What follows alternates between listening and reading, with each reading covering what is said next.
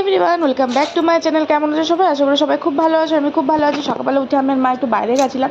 তবে দেখো এসে মা এখানে লেবুর জল করে দিচ্ছিল, আর আমি দেখো বাইরে থেকে একটা ডার্ক চকলেট, দুধ, দুটো বিস্কুট আর মদন কটকটি নিয়ে চলে এসেছিলাম। তো এখানে দেখো লেবুর জল খেয়ে মার জন্য দুধটা করার জন্য বসে গেছিলাম। একটুখানি দুধ হচ্ছে ছানার জন্য করছিলাম, একটুখানি দুধ মা ভাত দিয়ে খাবে বলে ওটা রেখে দিয়েছিলাম, একটুখানি সর নিয়ে আমি মুখে ফেস প্যাক হিসেবে রেখে দিয়েছিলাম।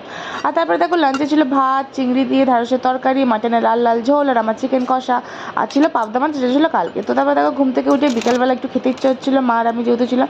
তো মা এখানে ফ্রেঞ্চ ফ্রাই, এটা হচ্ছে মশলা ফ্রেঞ্চ ফ্রাই ছিল, মা দেখো নিজেই বানাচ্ছিল নিজের হাতে।